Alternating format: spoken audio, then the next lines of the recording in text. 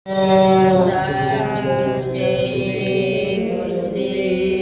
सत सतगुरु देव जी का कहना है शाकाहारी रहना है। परम सत सतगुरु देव जी का कहना है शाकाहारी रहना है। शाकाहारी हो जाओगे, बीमारी से बच जाओगे। बचना और बचाना है, शाकाहार अपनाना है। बचना और बचाना है। शाकाहार अपनाना कुदरत है। है नाराज खड़ी, आगे तबाही बड़ी बड़ी। कुदरत है नाराज आगे तबाही बड़ी बड़ी। बाबा जी की अर्जी है, आगे आपकी मर्जी है। बाबा जी की अर्जी है, आगे आपकी मर्जी है। सतगुरु जय गुरुदेव। मंच पर अखंड रूप से विराजमान हर प्रकार से हाजिर नाजिर परम पूज्य स्वामी जी महाराज के श्री चरणों में और सत्संग स्थल पर आए हुए सभी सम्मानित प्रेमी जनों के चरणों में मेरा सादर सपोर्ट प्रणाम, आप लोग प्रणाम स्वीकार करें। सतगुरु जय गुरुदेव। प्रेमी भाई बहनों, हमारा आपका परम सौभाग्य है कि हमको आपको ऐसे संबंध सद्गुरु प्राप्त हुए जो बहुत ही दुर्लभ है। स्वामी जी महाराज ने हमको आपको हर प्रकार से बताया है, समझाया है। कोई ऐसी चीज नहीं है जो यहाँ बताई जाए तो दोहराई जाए, मगर फिर भी कहते हैं कि सत्संग एक ऐसी चीज है। स्वामी जी महाराज ने बताया कि बच्चा सत्संग से लगे रहोगे, सत्संग से जुड़े रहोगे तो उसी सत्संग के द्वारा आपके अंदर जब भाव भक्ति जगेगी, कोई भी आपके अंदर प्रश्न होगा, गुरु महाराज ने कहा सबसे पहले तो सत्संगी का कर्तव्य यही है, यदि उसको कोई दिक्कत परेशानी हो रही है तो स्वयं अपने सतगुरु से पूछे, सर्वप्रथम अपने सतगुरु से पूछे। यदि किसी कारणवश सतगुरु से मुलाकात नहीं हो पाई, बात नहीं हो पाई, तो गुरु महाराज ने कहा कि ऐसे किसी सत्संगी को ढूंढो जो सत्संगी हो। केवल कपड़ा पहन लेने से, नाम की रटल लगा लेने से कोई सत्संगी नहीं हो। प्रेमियों, इसलिए स्वामी जी महाराज ने कहा कि कपड़ा पहन लेने से, सदरी पहन लेने से, नाम बोलने से अगर हम अपने आप को सत्संगी समझने लगे तो ना आप में कोई फर्क है ना दुनियादार में कोई फर्क। क्योंकि वही काम दुनियादार के लोग भी करते हैं कि सीताराम का गमछा ओढ़ लिया और तिलक लगा लिया, प्रभु के भजन में कोई मतलब नहीं, चले जा रहे चिल्लाते, आप भी चले जा रहे चिल्लाते हुए। तो जिस संसार से आप निकल करके परमार्थ में आए थे, तो बताइए क्या मतलब। स्वामी जी महाराज ने कहा है सत्संगी का मतलब यही है, सच्चे शिष्य का मतलब यही है कि अगर आपने नाम को ग्रहण कर रखा है, सतगुरु से नाम को ले रखा है, रास्ता प्राप्त हो गया है, तो उस रास्ते पर चलने का मतलब शाकाहारी सदाचारी होकर के प्रभु के नाम का भजन करना।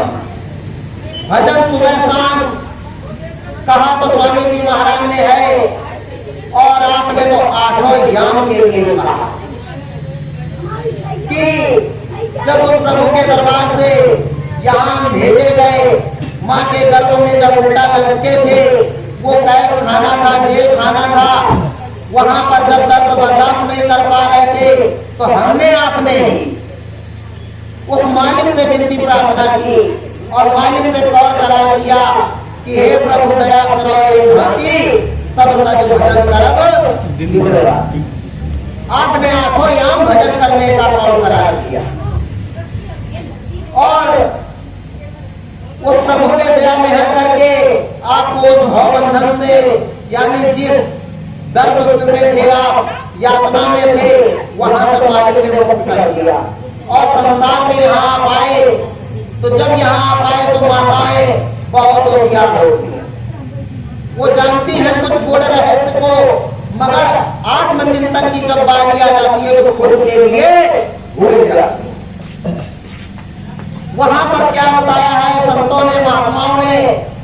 पूज्य स्वामी जी महाराज ने क्या कहा, जब बालक का जन्म होता है तो माताएं देखती हैं कि वो चिल्लाता है कहां कहां कहां, कि अरे अभी तक तो हम ऐसी जगह थे कि दर्द में तो थे, मगर उस प्रभु से डायरेक्ट हमारी बात हो रही, उस प्रभु के दीदार हो रहे थे, खुले नेत्रों से हो रहे थे, मगर ये क्या है, हम कहां आ गए, और वो चिल्ला रहा है कहां कहां कहां, और माताएं बहनें सोच रहे कि वो बालक चिल्ला, शिशु चिल्ला रहा, तो उसको शांत करने के लिए बर्तन बजाना शुरू कर देते हैं, यानी कुछ भी ढोल मंजीरे की तरह आवाज निकालना शुरू कर देते हैं, जिस आवाज को सुन करके वो बच्चा थोड़ी देर के लिए शांत हो जाता, मगर जब वो आवाज से आवाज का मिलान करता है फिर तुरंत चिल्लाना शुरू कर देता है कहां कहां कहां, की आवाज मेल नहीं खा है, ये हमारे प्रभु की आवाज नहीं है, ये उस मालिक की आवाज नहीं है। तो फिर क्या होता है आगे कि एक दीपक जला दिया जाता है, और दीपक को जला करके उस शिशु के आगे दिखाया जाता है, जब उस रोशनी को देखता है, टार्च की लाइट यानी कोई भी रोशनी दिखाई जाती है, कि उस रोशनी को दिखाई जाती है तो बालक उसको बड़े गौर से देख रहा, उस प्रकाश को देख रहा है, और फिर प्रकाश को देख करके शांत हो रहा है, मगर जैसे ही उसने देखा कि वो असली प्रकाश नहीं है, उस पर प्रभु का परम प्रकाश नहीं है, फिर वो तुरंत चिल्लाना शुरू कर देता। तो इसी तरह धीरे धीरे धीरे धीरे जब समय बीतता जाता है और मन माया का पर्दा पड़ने लगता है तो हम अपने ज्ञान को अध्यात्म को भूल जाते हैं। फिर हमें समरस संत सदगुरु की जरूरत पड़ती है, क्योंकि कहा गया है इस संसार के नियम के हिसाब से कि आप 10 नहीं हजारों गुरु कर दो, 10 नहीं हजारों गुरु की बात कह गई है कि हजारों गुरु कर लो, उससे कोई लाभ होने वाला नहीं है। लाभ कब होगा, जब सच्चा संत सदगुरु मिलेगा।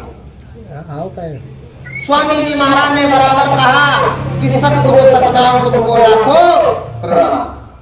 हम आप बराबर विनती प्रार्थना करते हो कि हमारे सतगुरु खेमनहार है, सतगुरु की दया मेहर से सूरज जीवात्मा त्रिकुटी धाम चढ़ सकती है, सतगुरु ही सबको पार लगाने वाले हैं, मगर फिर भी हम अपने सतगुरु को पार नहीं लगाते, कि कहीं ऐसा ना हो कि अगर हम सतगुरु को पार लगा देंगे तो कहीं हम दूर हो जाए। अरे जब सतगुरु से ही प्रेम नहीं होगा, नाता नहीं होगा, सच्चा प्रेम नहीं होगा, तो बताइए आपका मददगार कौन होगा। स्वामी जी महाराज ने एक बार नहीं 50 बार हजारों बार आपको समझाया कि बच्चा इस जो संसार का जड़ है, चेतन, जड़ के चक्कर में मत पड़ना, इस शरीर के चक्कर में मत पड़ना, क्योंकि शरीर बदलने में देरी नहीं लगती, मगर हमारा आपका क्या है कि एक जड़ को पकड़ लिया, जड़ में हम फंस गए। स्वामी जी महाराज बराबर समझा रहे हैं, कह रहे हैं कि चेतन की पूजा करो, चेतन को मानो, चेतन को जानो। अब चेतन है क्या, कि चेतन गुरु महाराज ने ये बताया कि ये शरीर जड़ है और सूरज जीवात्मा चेतन। उस चेतन सत्ता है जिसकी, उस मालिक की ये अंश है, जिसको हम बराबर कहते हैं सतगुरु जीव अंश अविनाशी। ये जो सतगुरु का जीव है, इस सूरज जिसको सूरज कहते हैं, जीवात्मा कहते हैं, जो शरीर के अंदर बैठा हुआ है, ये उसी अनामी महाप्रभु का अंश है। अगर उसका अंश ना होता तो उसकी जो दिव्यता है, जो झलक है, इस ब्रह्मांड के अंदर ना आई होती। तो स्वामी जी महाराज ने बताया, आगे समझाते हैं, कहा बच्चा जड़ के चक्कर में मत पड़ो, चेतन की पूजा करो, चेतन को मानो। फिर भी लोग मानने को तैयार नहीं हुए, मजबूरन स्वामी जी महाराज को कहना पड़ा था कि बच्चा देख रहे हो इस संसार को और या इस मैदान को, यानी नाम योग साधना मंदिर में दादा गुरु महाराज के भंडारे पर और मैदान की तरफ इशारा करके गुरु महाराज है कि इस संसार को देखो और इस मैदान को देखो, भेड़ चाल वहां भी चल रही थी, भेड़ चाल यहाँ भी चल रही थी। जिस तरह वहां लोग दुनिया का दिखावा करते चले आए, आज यहाँ पर भी दिखावा कर रहे हैं, धोखा खा रहे हैं। तो लोगों ने जब पूछा, विचार किया कि मालिक कैसे, क्या हुआ, क्या बात है, तो गुरु महाराज ने कहा कि बच्चा, प्रचार केवल करने से क्या हो, प्रचार करने का तो मैंने एक माध्यम बना दिया, बहाना बना दिया कि कम से कम प्रचार करने जाओगे, सेवा करोगे तो गुरु चरणों से लगे रहो, मगर असली काम है नाम भजन, नाम की कमाई करना। सच्ची बात कह दी जाती है तो लोग खड़े हो जाते हैं, अरे हम 60 साल पुराने हैं, हम 70 साल पुराने, हमको कोई क्या समझ जाएगा। अरे हमने गुरु महाराज की इतनी सेवा की, वह भंडारा में हम सेवा करते रहे, कढ़ैया मांगते रहे, झाड़ू पोछा करते रहे, लोग हमको क्या समझ जाएंगे। मगर हमारे परम पूज्य स्वामी जी महाराज ने बराबर कहा कि बच्चा सदैव अपने को नया समझना। लोग कितने भी पुराने हो, सन 2011 दादा गुरु महाराज का पावन भंडारा है, उस भंडारे पर जब स्वामी जी महाराज ने नामदान दिया था, तो नामदान देने के बाद में गुरु महाराज ने कहा आज से सारे नए हो गए, कोई पुराना नहीं बचा। आप सत्संग फिर से उठा के सुन सकते हो। सीधे गुरु महाराज ने इसी तरह कहा। तो क्या उस कार्यक्रम पे टाटधारी नहीं थे? तो जब गुरु महाराज ने टाटधारियों को भी नया कर दिया, तो हम आपसे कैसे कह सकते हैं कि हम इतने साल पुराने नामदान। अगर आप इतने साल पुराने नामदानी थे, तो आपने नामदान का काम क्यों नहीं किया? सदगुरु ने जो कहा था, सदगुरु का काम आपने क्यों नहीं किया? और स्वामी जी महाराज ने पहले ही कह रखा था कि बच्चा इस धोखे में मत रहना, नानक जाए अंगूठा मोरा, सब जीवन का किया निगोरा, अब बाबा जय उठे हुए काम करने वाले नहीं। स्वामी जी महाराज ने खुद कहा कि बाबा जय उठे हुए काम करने वाले नहीं। उन्होंने कहा इतना मैंने समझाया, कितने युग सदियां बीत गई बताते बता। लोगों ने कहा कैसे? गुरु महाराज ने खोल करके पूरा अपना परिचय दे दिया, कहा हम आए वही देश से जहां तुम्हारो धाम, और तुमको निज घर पहुंचाओ एक हमारो काम। फिर गुरु महाराज ने कहा बच्चा, इसी कलियुग में मैं प्रथम संत सद्गुरु कबीर साहब के रूप में आया, नानक बनकर के आया, रविदास बनकर के आया, राधा स्वामी बनकर के आया, जगजीवन बन के आया, भीखा पंतु दरिया गोस्वामी बनकर के आया, फिर भी तुम नहीं पहचाना। और अपने को बराबर कहते चले आए कि अरे जब बाबा जी ने सन 1952 से नामदान देना शुरू किया था, तब हम बाबा जी के साथ। गुरु महाराज ने कहा जब मैंने कबीर साहब के रूप में नामदान दिया था, तब से तुम मेरे साथ, मगर फिर भी मेरी एक बात को नहीं पकड़ा पाए। और स्वामी जी महाराज बराबर समझा रहे हैं, यह बच्चा आगे का समय को देख लो, लोग भ्रमित हो गए, सत्संगी पे उंगली उठाने लगे। अरे आपके कहने पे हम बाबा जी के दरबार में चले गए, और कहा हम सन 1970 में हमको लेकर के गए थे, आज सन 2023 चल रहा, बताओ कहाँ तुम्हारा सत्संग हो गया, कहाँ तुम्हारे बाबा जी की घोषणा गई, और कहाँ तुम्हारे बाबा जी की भविष्यवाणियां चली। अरे प्रेमियों, कुछ भी कहने से पहले एक बार सोच तो लेते कि गुरु महाराज ने कहा कि बच्चा नेक करनी कर, थोड़ा धीरज धर, सतयुग आने से पहले बच्चा तेरा कचूमर निकल जाए। अगर गुरु महाराज वास्तविकता में परिवर्तन कर दें, तो प्रेमी भाई बहनों, कोई भी ऐसा मायका लाल नहीं है जो उस महाभारत में बच जाए। आप लोगों ने मालिक के मुखारबिंद से सुना, अगर वहां जाते थे तो आपने खुद सुना होगा कि गुरु महाराज ने जब देखा कि महात्मा सूरदास जी की भविष्यवाणी पूरी होने का समय आ गया था, और भी संतों ने भविष्यवाणियां कर दी थी, उस समय गुरु महाराज ने 7 जोड़ा शादी करवाया था,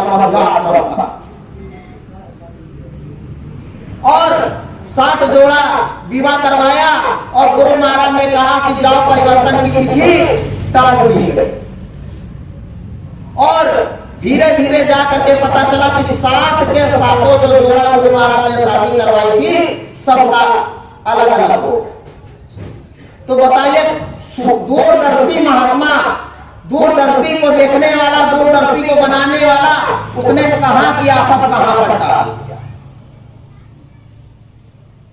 फिर जब दोबारा वो समय आया, कुदरत ने चक्की चालू की, गुरु महाराज ने देखा कि कोई भी अभी इस लायक तैयार नहीं हुआ कि बच जाए, और ये संसार को सुनाते हैं मगर खुद नहीं बच पाएंगे। तब गुरु महाराज ने पूरी आफत अपने सर पे ली। जब उस आफत को अपने सर पे लिया तो उसका नाम अमरजेंसी मीसा था। और गुरु महाराज ने किसी का भी विरोध नहीं किया, ना किसी से कुछ कहा। गुरु महाराज ने कहा, बच्चा गुरु की मौज को समझ करके आराम से भजन करते रहो, और जैसा मेरा आदेश निर्देश होता रहे उस तरह का काम करते रहो। लोग अपने गुरु के इशारे पे लगे रहे। जब मालिक को ज्यादा परेशान किया गया तो गुरु महाराज ने कहा कि बच्चा जेल भरो, आंदोलन कर दो, और जेल जो है कारागृह है उसको भजन कुटी बना करके कूद जाओ। तो उस समय का इतिहास बना कि पुरुष तो गए ही गए, जिन माताओं के 9 महीने पूरे हो चुके थे, कल बच्चा पैदा होने वाला था या 1 ही महीने की थी, वो भी जाकर के सब जेल में चले गए। और गुरु महाराज ने उन लोगों को ललकारते हुए कहा था, यार इस इतिहास को याद रखना, द्वापर में तो तुमने एक कृष्ण को जेल में पैदा होते हुए देखा, और यहाँ तो बाबा जी की दया से न जाने कितने कृष्ण जेल के अंदर पैदा। तो गुरु महाराज ने आध्यात्मिक शक्तियों की घोषणा कर दी, और जिसका खुले रूप से उल्लेख गुरु महाराज ने चित्रकूट जब मंदाकिनी गए तो वहां पर गुरु महाराज ने कह दिया कि अवतारी शक्तियों का जब धरती पर आ चुका। मगर फिर भी हमारी समझ में गुरु की बात नहीं है।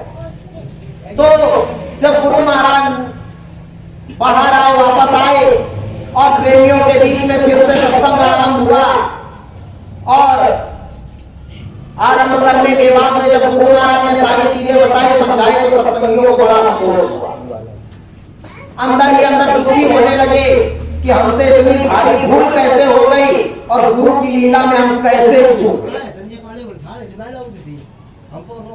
तब स्वामी जी महाराज ने कहा, ऐ बच्चे बच्चियों, कान खोल करके सुन लो, परेशान मत हो, मेरी इस होने वाली लीला में तो चूक गए, लेकिन भविष्य में होने वाली लीला में मत चूकना। बताइए, इशारा कर रहे हैं कि नहीं कर रहे हैं कि इस होने वाली लीला में चूक गए। सन 1975 से लेकर के 77 तक जो लीला उन्होंने की, गुरु महाराज ने कहा इसमें तो चूक गए, मगर भविष्य में होने वाली लीला में चूकना मत। आंधी आएगी और बड़ा विकट खेल होगा, घरों से बाहर निकल करके देखना, घर के अंदर मत खड़े होना। जब खिड़की खोल करके, दरवाजा खोल करके देखोगे तब तुमको पता चलेगा कि आंधी का वेग कितना तगड़ा। फिर भी आप कहते हो कि हम धोखा खा गए, हमको गुरु ने कुछ बताया ही नहीं, गुरु महाराज ने हमसे कुछ कहा ही नहीं, समझाया नहीं। बताइए किस प्रकार बताया। इसीलिए गुरु महाराज कह रहे थे, आज भी कह रहे हैं कि सुमिरन ध्यान भजन करो। जब तक सुमिरन ध्यान भजन नहीं होगा, गुरु चरणों में प्रेम नहीं होगा, प्रीत नहीं होगी, प्रेमियों गुरु महाराज ऐसे मिलने वाले नहीं, क्योंकि उन्होंने हमारे आपके पीछे 70 साल नहीं, 7 जन्म हम बात कह दे, युगों युगों उन्होंने बर्बाद कर दिए। देखो, इसी कलयुग में प्रथम संत सदगुरु जब कबीर साहब आए, कबीर साहब आए इसी काशी में प्रकट हुए, और प्रकट संत सदगुरु के रूप में हुए, तो उन्होंने अध्यात्म का रास्ता खोला, और केवल अध्यात्म की बात की, सूरज जीवात्माओं की बात की, तो क्या उन्होंने केवल एक ही को नाम दिया था। जब मालिक का दरबार लगा होता है तो उस दरबार में अनगिनत सूरतें बैठी होती हैं, अनगिनत प्रेमी होंगे, मगर इतिहास केवल धर्मदास का किताब है। जब धर्मदास पूरे हो गए और सतगुरु की दया मेहर उनको प्राप्त हो गई, तो साहब के अब जाने का समय आया। प्रेमियों, बात बहुत है, मगर मेन बात आपको बताएंगे कि जिन बातों को आप याद रखना, और कल आपके सामने कोई आकर के यदि खड़ा होगा तो आप उस बात को बता सकते। आपका समय आ गया, गुरु दक्षिणा को देने का समय आया है। अभी तक तो गुरु से लेते आए, मगर अब गुरु को कुछ देने का समय आया, और गुरु को हम दे सकते हैं तो केवल सेवा भाव समर्पण के अलावा कुछ नहीं। धन दौलत की तो बात आप करना ही होगा, क्योंकि धन दौलत न आपका है और न कल था न कल रहेगा। तो जब साहब के जाने का समय हुआ, धर्मदास जी पूछने लगे कि हे साहब, आपने तो कहा है कि जब तक सूरज जीवात्मा अनंत युगों तक इस धरा मंडल पर रहेगी, साहब आप जाने वाले नहीं हो। आपने तो यही वादा किया है, मगर ये कैसी लीला आपने फरमा दी बीच में मौत बनाने की। आप तो कह रहे हो कि अब हम वापस धाम जाएंगे, और जो बच्चे बैठे हुए हैं इनको तुम समझाते रहना। तब उन्होंने कहा, कहते हैं अगर सतगुरु सच्चा है और सच्चे सतगुरु को सच्चा शिष्य मिल जाए तो वही भक्त और भगवान की लीला शुरू होती है। तो धर्मदास जी ने पूछ लिया, अपने बुद्धि विवेक से विचार किया, कहा हे साहब, जा तो रहे हो, जाते जाते कम से कम इतना बता दो कि वापस कब आओगे। उन्होंने पूछ लिया कि वापस कब आओगे। तब कबीर साहब ने कहा, घबराइयो मत हंसा, हम फिर आएंगे। अब बम भोले काशी की नगरी मुक्ति का नाता तागे लग रचाएंगे। सीधे कबीर साहब ने कहा कि घबराइयो मत हंसा, हम फिर आएंगे। अब बम भोले काशी की नगरी मुक्ति का नाता तामे यज्ञ रचाएंगे। 4 वर्ण 36 जाति घर घर अलग जगाएंगे। अब गुरु नाम का शब्द घोल लेकर के पूरे जग में हम घबराइयो मत हंसा, हम फिर आएंगे। तो धर्मदास जी अपने सतगुरु की उसी वाणी को लेकर के अपने गुरु के सहारे बैठे, और बचे खुचे जो प्रेमी थे उनको अपना समझाते रहे, बताते रहे कि देखो कहीं भागकर मत जाना, भटकना मत। सतगुरु ने कहा है कि बैठ करके अपनी जगह पर भजन करो, और सही समय आने पर सतगुरु आएंगे। वो इसी तरह समझाते रहे कि सतगुरु आएंगे। फिर इधर रविदास साहब, जिनको लोगों ने रविदास कह दिया, मगर असली नाम उनका रविदास साहब, जो मीराबाई के सतगुरु। उन्होंने ना जाने कितने जीवों को समझाया बताया, मगर उनको भी कोई नहीं मिला तो केवल मीराबाई। और नामदान पता नहीं कितनों को दे रहा, मगर मिली केवल मीराबाई, और इतिहास केवल मीरा। छत्री, ऊपर से महारानी, मगर उसने पूरी राजपाट दौलत को त्याग दिया अपने सतगुरु की भक्ति के लिए। और मीरा को समझाया, मीरा को ज्ञान दे दिया। जब मीरा को ज्ञान दे दिया, मीरा की लगन अपने सतगुरु से लग गई। तो जब लगन लगती है तो वो क्या कहती है, पायो जी पायो मैंने नाम रतन धन पायो, वस्तु अमोलक दई मेरे सतगुरु हर सरस जस गायो, पायो जी पायो मैंने नाम रतन धन पायो। वो खोल करके समझा रही है कि मुझको मेरे सतगुरु ने ऐसी अमोलक वस्तु दे दी है कि अगर उसको चोर चोरी करना चाहेगा तो चोरी नहीं कर पाएगा, और मैं इसको जितना खर्चा करती हूँ, जितना खर्चा करती है उतनी दुगनी बढ़ती जा रही। तो आपको आपके सतगुरु ने कौन सी दौलत दी? वही तो दौलत दी थी। तो जब मीरा ने प्रमाण देना शुरू किया, फिर भी लोग नहीं माने, साहब का बराबर विरोध करते रहे।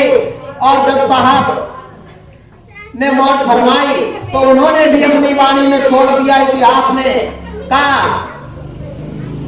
पंचम कलश अनोखी मूरत श्वेत सुरीली सूरत। और उसी में आगे वाणी में क्या समझा रहे हैं कि अब की जब आएंगे तो वलकल का वस्त्र पहनाएंगे।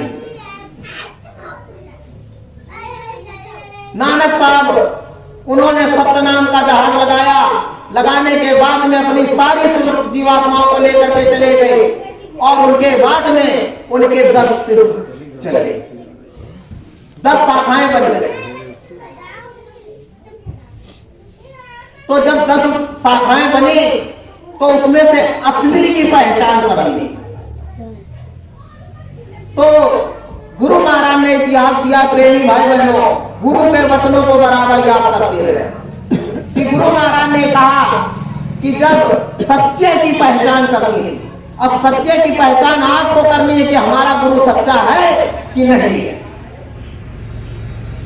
तो एक व्यापारी था और समुद्र के रास्ते उसका काम होता था, और समुद्र के रास्ते उसका काम होता था। तो एक दिन अचानक उसकी जो जहाज थी, नौका थी, समुद्र के लहरों में हिलोरे खाने लगी। अब डूबने लगी तो वो अंदर से पुकार लगाने लगा कि हे मालिक हमारी संभाल करो, हो जो कोई वक्त का सदगुरु तो हमारी संभाल करे, हमारी नैया को भव से पार लगा। जैसे ही उसने ये बात कही कि उसकी पूरी नौका यानी पूरे साजो सामान के साथ समुद्र के किनारे आ गई। अब जब वो अपने नगर में आया, अब गुरु से जो कहा था कि जो मेरी नौका को पार लगा देगा, वक्त का सदगुरु होगा, उसको हम 4 असरफियां चढ़ाएंगे। अब जब अपने नगर में आया, लोगों से बताया कि भाई हमने गुरु से ये बात कही है और गुरु यदि होंगे नहीं तो उन्होंने हमको पार कैसे लगाया। कहीं ना कहीं वक्त का सदगुरु बैठा। तो कहा भाई ऐसा है, इस समय संसार की व्यथा तो ये है कि 9 गद्दियां तो पहले से ही चल रही हैं, अब सच्चे की पहचान कैसे करोगे। कहा ठीक है पहचान हो जाएगी गुरु की दया से। तो वो क्या करते, जहां भी जाते जिस स्थान पर एक असरफी चढ़ा देते, माथा टेक देते और वहां के लोग बैठे बैठे आशीर्वाद देते, सब ठोक देते, वो चले जाते, वो जान गए झूठा। दूसरी जगह गए वहां भी यही काम, तीसरी जगह गए वहां, मतलब कुल मिला के जितनी जगह गए हर जगह उनको धोखा ही मिला और वो एक असरफी चढ़ा करके चले आते थे, क्योंकि उनको मालूम था जो सच्चा होगा वो अपनी पूरी असरफी ले लेगा। तो एक दिन ऐसे बैठे थे और मन में विचार करने लगे कि मैं इतनी जगह गया और कोई सच्चा नहीं है, तो क्या वाकई में धरती अब सदगुरु से खाली हो गई। तब तक उनको अंदर में आवाज आती है कि अरे तेरे ही बाजार में एक अभी रहता है। वहां तो गया तो उसने पता लगवाया कि भाई अब कौन बचा है। तो लोगों ने बताया कि फला गुरु का भी एक शिष्य है जो अपना साधना में लगे रहता है, मगर किसी से कुछ बोलता चाहता है, ना किसी से कुछ कहता है, ना मांगता है, और कोई अगर जाता है तो गुरु की बात बता देता है, बाकी उससे कोई लेना देना नहीं। अच्छा, पता लगाते लगाते किसी तरह वहां पहुंचे और जैसे ही वहां पहुंचे प्रणाम किया और एक असरफी चढ़ा दी और चढ़ा के जैसे ही चलने लगे तो उन्होंने कहा इधर आ कहां जा रहे हो। तो कहा हुजूर खता माफ करे, क्या हुआ। कहा तुमने 4 असरफी की बात कही थी और ये एक असरफी चढ़ाकर कहां जा रहे। कहा देख तेरे नौका को पार लगाने के चक्कर में ये मेरी पूरी पीठ छिल गई, तेरे जहाज की नौका की जितने पीली थी मेरे पीठ में लग गई और एक असर 4 के बदले एक असरफी दे करके जा रहे हो। बस जैसे उसने इतनी बात सुनी फौरन चरण पकड़ लिए और चिल्लाने लगा बाघ के ऊपर, अरे तेगा मिल गया, तेगा मिल गया। और वही आगे जाकर के भविष्य में संत सदगुरु तेग बहादुर के नाम पर प्रसिद्ध हुए। तो क्या प्रेमियों, हमको आपको हमारे सदगुरु ने वो शिक्षा दीक्षा नहीं दी थी? गुरु महाराज ने कहा भविष्य में होने वाली लीला में चूकना मत, आंधी आएगी और कितनी विशाल होगी, जब दरवाजे पर खड़े होगे तब पता चलेगा। तो इसका मतलब ये नहीं कि आंधी जब आ रही थी तो तुम यहाँ दरवाजे पे खड़े होगे तब पता चलेगा। गुरु महाराज ने कहा इस घाट के दरवाजे, मन मंदिर के दरवाजे पर जब खड़े होगे तब पता चलेगा कि आंधी कितनी विकराल। उसके बाद में इतनी बड़ी लीला गुरु महाराज ने दिखाई, और गुरु महाराज को दिखाना ही था क्योंकि हमारे आपके समझ में बिना आता कर इतनी बड़ी लीला को करती है। क्योंकि स्वामी जी महाराज ने कहा था, कहा है बच्चे बच्चियों, आगे जाकर के भविष्य में मैं ऐसी जगह चला जाऊंगा कुछ समय के लिए। गुरु महाराज ने कहा कुछ समय के लिए, तो लोगों ने कह दिया कि गुरु महाराज ने कहा आगे भविष्य में ऐसी जगह चला जाऊंगा तुम चाह करके भी मुझको खोज नहीं पाओ, यानी अर्थ का अनर्थ कर दिया। और जबकि पत्रिका में साफ साफ लिखा हुआ है कि आगे भविष्य में ऐसी जगह चला जाऊंगा कुछ समय के लिए कि तुम चाह करके भी मेरे पास नहीं आ सको, मुझे ढूंढ नहीं पाओ। समय आने पर मैं अपना सारा काम करूंगा। तो बताइए गुरु की कथनी में और लोगों की कथनी में कितना जमीन आसमान का फर्क हो। ये पहला प्रमाण गुरु महाराज अब यहां से दे रहे हैं। दूसरा प्रमाण दे रहे हैं, कहा है बच्चे बच्चियों बात को अच्छे से समझ लेना, शंका मत करना, क्योंकि शंका की दुखदाई है। गुरु महाराज ने कहा सतयुग का बीज मैंने बोया, सतयुग की फसल मैंने तैयार की, सतयुग का पेड़ मैं लगा रहा हूं, तो फल मैं ही खा करके जाऊंगा। जब तक सतयुग नहीं आ जाता, चाहे 400 साल तक रहना पड़े, रह करके दिखा दूंगा बच्चों से शरीर में, मगर इस धरा मंडल से मैं जाने वाला नहीं। ये दूसरा प्रमाण। तीसरा प्रमाण उन्होंने कहा कि जब तक एक भी सूरज जीव आत्मा इस धरा मंडल पर रहेगी तब तक मैं इस धराधाम से जाने वाला नहीं बच्चों। यह तीसरा प्रमाण उन्होंने दे दिया। और बाकी बातों की बात कह दी जाए तो दिन नहीं महीनों बीत जाएंगे मगर गुरु महाराज की बातें खत्म नहीं होंगी। तो बताओ इतनी बड़ी बड़ी बातें गुरु महाराज ने कही, मगर क्या हमने आपने विश्वास किया? आंधी का झकोला आया और उसी झकोले में हम भी उड़ गए। लोगों ने कहा यह कैसे संभव हो सकता है, कलयुग में केवल 100 साल की उम्र निर्धारित है और 100 साल के ऊपर का हम नहीं मानते। अरे मत मानो, आपसे कोई मनवाता भी नहीं। जिस विधान को आप लेकर के बैठे हो कि कलयुग में केवल 100 साल की उम्र है, उसी विधान को संत महात्माओं ने पलट दिया। कबीर साहब 120 साल तक रहे, रैदास साहब 118 साल तक रहे, जगजीवन साहब पूरा 102 साल तक पार कर गए, और आप कहते हो कि कलयुग में 100 साल का विधान है और बाकी हम कुछ नहीं। प्रेमियों, ये तो सतपुरुष थे। जितने भी आज तक संत महात्मा आए सारे के सारे सतपुरुष थे, सत्यलोक से आए हुए थे। इनका अनामी धाम से कोई लेना देना नहीं। वास्तविकता में अभी तक गुरु महाराज के बताने के अनुसार अभी सतपुरुष भी धरामंडल पर नहीं है। आपने अच्छी तरह से सुना होगा, गुरु महाराज ने कहा 8 धाम।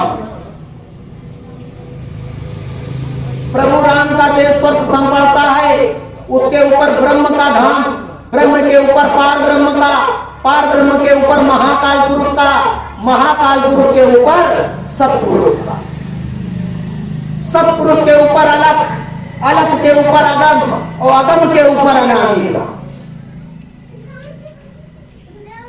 तो अभी तक जितने भी संत महापुरुष आए तो ये सतपुरुष के अंश यानी उनमें से निकली हुई एक सूरत जीवात्मा थी जो संत सदगुरु के रूप में आई और जीवों को जगाती थी, अपना काम करके जीवों को लेकर के अपने घर चले जाते थे। मगर अब की मेरी आई है पूरे समर्थ सतगुरु कुल नकुल मालिक की। अगर आपने सही से गुरु महाराज से पूछा होता, गुरु महाराज से सुना होता, बीच वालों को पकड़ा ना होता, तो आपको खुद पूरी बातें याद होती कि जब उस अनामी महाप्रभु ने कहा हमने तपस्या के बस खुश होकर के आपको दान में दे दिया, और इधर गुरु महाराज संसारी भाषा में भी समझा रहे कि एक माता पिता जब अपनी पुत्री का ब्याह करते हैं, रिश्ता तय करते हैं, तो वो साफ साफ कह देते हैं कि जो मांगोगे हम सो दें, पर इसका मतलब ये नहीं कि हम अपनी कन्या को बेच रहे हैं। जरूरत पड़ेगी, अगर दुख तकलीफ में होगी तो हम अपनी कन्या को घर लाने की भी क्षमता रखते हैं। हर एक माँ बाप ये बात कहेंगे कि अगर हमारी बेटी को ससुराल में दुख मिला, तकलीफ हुई, किसी भी प्रकार की दिक्कत परेशानी हुई, तो हम अपनी बेटी को तुरंत अपने घर ले आए। और यही चीज उस मालिक ने प्रभु राम से कहा कि ठीक है, तपस्या के बस होकर के हम आपको दिए तो दे रहे हैं, परंतु अगर हमारी सूरत जीवात्मा को किंचित मात्र भी तकलीफ हुई और इनको दिक्कत परेशानी हुई तो हम लेने आएंगे। तो उन्होंने कहा कि प्रभु का जो भी हुक्म, प्रभु का आदेश, अब लेकर के वो चले आए। रात चलने लगा, धीरे धीरे धीरे धीरे कई खेपे गई, कई खेपे आ गई। अब वो बैठे बैठे विचार कर रहे हैं, क्योंकि अभी विधान तो लागू हुआ नहीं। अब वो बैठे बैठे विचार कर रहे हैं, जितनी मांग के नहीं लाते उतनी तो ये वापस लेकर के चले जाते, और उनको आने की जरूरत भी नहीं पड़ती। बैठे यहाँ का सतयुग योगी सब विज्ञानी कर हरि ध्यान करे भव प्राणी, कि इधर ध्यान लगाया नहीं, अपने घर चले गए। और कहा इसी तरह चलता रहा तो हम राज किस पे करें। तो कहा फिर क्या हो, तो उन्होंने अपने ही अंश से, प्रभु राम ने अपने ही अंश से एक ज्योति प्रकट की और ज्योति को साकार रूप दिया। वो साकार रूप में आद्या महामाई, जिनको आप दुर्गा भी कहते हो, जगदम्बा भी कहते हो, वो प्रकट हुई। जब वो प्रकट हुई तो उनसे कहा कि आगे संसार का निर्माण करना है तो आप हमारा सहयोग करो। जब माता जी से ये बात कही आद्या महाशक्ति से, तो उन्होंने अपने अंश से 3 पुत्रों का प्रादुर्भाव किया। उन्हीं आद्या महाशक्ति की ये तीनों संतान ब्रह्मा विष्णु महेश है, और इन ब्रह्मा विष्णु महेश के असली पिता प्रभु राम, जिनको हमारे गुरु महाराज ने उनका असली नाम बताया, और वो नाम केवल संत सदगुरु ही बताते। और उनसे बता दिया, कहा देखो ब्रह्मा को लिखने का काम दे देना, विष्णु को पालन करने का काम दे देना, और शंकर को संहार करने का काम दे देना। आप दे देना, और एक इतना काम जरूर करना कि इनमें से कोई अगर मेरा पता पूछे तो मेरा पता मत बता। वहीं से प्रभु राम ने विधान लागू कर दिया। तो एक दिन समय चलते चलाते चलता गया, और तीनों पुत्र आपस में विचार विमर्श करने लगे कि माता जी तो हमारी बड़ी दयालु है, कृपालु है, और महामाई के बराबर दर्शन होते रहते हैं, हमारे पिता को। तो ये प्रश्न उठा करके तीनों लोग जब माता जी के सामने पहुंचे, कहा हे माता जी, हम आपसे बड़ा जटिल प्रश्न का उत्तर लेने आए हैं, कृपया करके हमको बताइए, समझाइए कि हमारे पिता कौन। कहा देखो वहां तक का भेद तो हम बता नहीं सकते, क्योंकि उसके ऊपर हम भी नहीं जा सकते। जहां तक हमारा है हम बताएंगे, समझाएंगे, तो कहा माता जी की कृपा हो। तो माता जी ने कहा ठीक है, तीनों लोग चले जाओ और अपने पिता का दर्शन करने। जिसको पिता का दर्शन हो जाए तो वो हमको आकर के बताए। तो मालिक के बताने के अनुसार जब माता जी ने भेज दिया तो ब्रह्मा जी चले गए ऊपर के लोग। अब गगन मंडल में ब्रह्मांड में अपने पिता को खोज गए और चले जा रहे योजन, मगर और का छोर नहीं मिल रहा। जो ज्योति प्रकट हो रही थी उसका और छोर नहीं मिल रहा। अब विष्णु जी चले गए नीचे के लोकों में छोर देखने के लिए कि इसका छोर कहां है, जहां पिताजी बैठे होंगे उनको भी छोर नहीं मिल रहा।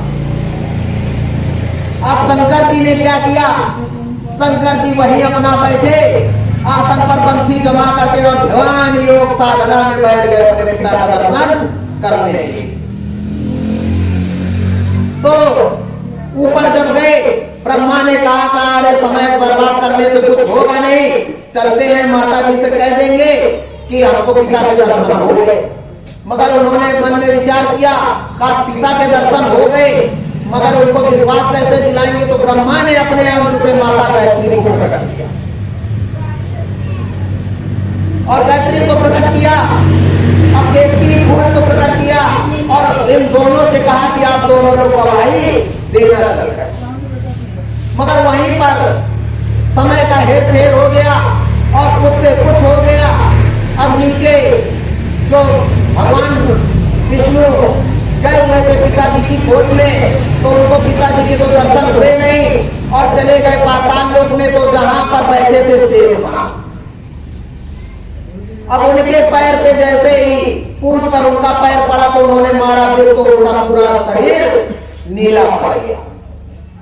तो आप लोगों ने जगह जगह सुन भी रखा है, पंडित जी महाराज लोग आपको गा गा करके सुनाते ही हैं कि प्रभु कृष्ण का, प्रभु हरि का जो शरीर है वो श्याम भरा, तो वहीं से उनका श्याम भरा। और जो बाबा भोलेनाथ वो अपनी समाधि में बैठे हुए अपने पिता का दर्शन कर रहे हैं। अब तीनों लोग गए, वापस पूछा, माता जी ने ब्रह्मा से सर्वप्रथम पूछा कि आपको पिता के दर्शन हो गए। ब्रह्मा जी ने झूठ बोल दिया, कहा हाँ माता जी पिताजी के दर्शन हो गए। अब रूप का बखान करने पूछने लगी, तो अब रूप का बखान कैसे, जब असली पिता को देखा ही नहीं तो बखान कैसे। कहा माता जी हमने पिताजी को देख लिया और ऐसी बीमारियां आकर के खड़ी हो जाएंगी कि लोग तुमको छूने से मना करेंगे। ये उसी बाबा की भविष्यवाणी है कि किसी दूसरे बाबा, तो जिसने भविष्यवाणी की थी उसने भविष्यवाणी को पूरा करके दिखाया कि नहीं दिखाया। और देखो सन 1967 में गुरु महाराज ने पहले ही बता दिया था, इमरजेंसी के पहले कहा था कि बीमारियों की आंधी आएगी और ऐसी लाइलाज बीमारी होगी कि डॉक्टर अस्पताल छोड़ कर। तो आपके सामने वो बीमारी आई कि नहीं आई? डॉक्टर की बात छोड़ो, घर के लोग ही पानी देने से मना करने लगे कि कहीं हमको कोरोना ना हो। अरे कोरोना की बात छोड़ो, अभी कोरोना आ रहा, क्योंकि गुरु महाराज ने कहा बीमारी नहीं बीमारियों की आंधी है। और इस समय ब्रिटेन में इंग्लैंड की तरफ बता रहे कि एक फिर से वायरस फैला हुआ है और उसकी तो घोषणा बता दी, कहा कि ये आबादी को एकदम से सुबह चक्कर कर दिया, नाम उसका एक्स दे दिया। और एक्स जब ही लगता है जब एक्सपायरी हो जाता है, तो पहले से ही आपको आगाह कर रहे हैं। और जो समर्थ संत होकर के जिसके पास पूरी पावर है, पूरी चेतन सत्ता का मालिक है, वो आपको बता रहा समझा रहा, उसकी बात में आपको विश्वास नहीं। कहा वो तो दिखाई नहीं देते, वो तो चले गए। अरे कहां चले गए? जब कबीर साहब के रूप में आए थे, गए तो धर्मदास को बता करके गए, समझा करके गए कि मैं आऊंगा। रविदास साहब के रूप में जब जाने लगे तो मीरा से जाते जाते कहा मीरा मैं आऊंगा और बलकल का वस्त्र पहना। जब जीवन साहब बाराबंकी में आज कोटवा धाम उनके नाम से बना हुआ है, जब जीवन साहब का इतिहास आता है, उन्होंने कहा कि मैं फिर से इसी अवध की भूमि पर आऊंगा। मतलब उन्होंने कहा अवध की भूमि पर फिर से आऊंगा। और प्रेमियों ये बात उन लोगों के लिए है जो गुरु को निर्धार गया हुआ मानते हैं। बुराई किसी की नहीं करनी, न किसी को कुछ कहना है, हमको अपने को देखना है, अपने सतगुरु को देखना, हमें किसी दूसरे से कोई मतलब नहीं। तो प्रभु राम की पावन नगरी अयोध्या, ये जो आपके पूरब में अयोध्या पड़ती है, उसी अयोध्या में समरथ संत सतगुरु पलटू साहब हुए। तो पलटू साहब सत्संग सुनाते थे, नाम दान देते थे, और सेम यही काम जो गुरु महाराज करते थे वही काम वो भी करते थे। और जो भी जीव पहुंच जाता था, साधना की बात करता था, तो दिखा करके और ऐसे माथे पे अंगूठा रखते थे। जिस तरह स्वामी महाराज भी अंगूठा रख करके अनुभव करवाते थे, दिखाई सुनाई पड़ता था लोगों को, तो वो करवाते थे। तो जो और लोग थे उन लोगों को चिढ़न होने लगी, दिक्कत परेशानी होने लगी। तो उन लोगों ने क्या किया जाए, तो क्या किया ये जाए, अगर पलटू इसी तरह सबको अनुभव करवाता रहेगा तो सब भजनानंदी हो जाए, हमारे यहाँ कोई नहीं आएगा, हमारे यहाँ कोई नहीं आएगा। तो क्या किया जाए, किया ये जाए कि जैसे ही आप पलटू शाम को अपनी कुटिया में जाए साधना करने के लिए, और कुटिया में आग लगा। और किसने लगाई, पलटू साहब के शिष्यों ने, कोई बाहर से आग लगाने नहीं आया। पलटू साहब साधना करने के लिए जो ही बैठे, बस कुटिया को बाहर से बंद करके आग लगा दी, जिंदा पलटू साहब को जला दिया गया। और वही पलटू साहब ध्यान योग साधना के रास्ते जा करके जगन्नाथपुरी में प्रकट हुए, और वहां के राजा को स्वप्न दिया जगन्नाथ जी में, और जगन्नाथ प्रभु गए, उन्होंने देखा कि तुम्हारे, कहा जगन्नाथ प्रभु ने राजा के सपने में कि तुम्हारे यहाँ संतों का निरादर होता। उस समय यानी जगन्नाथपुरी के जो राजा थे उनका पूरे भारत पर राज होता, का तुम्हारे राज्य में संतों का बड़ा निरादर होता है, और यदि इसी तरह चलता रहा तो जगन्नाथपुरी के हमेशा हमेशा के लिए पट बंद हो जाए।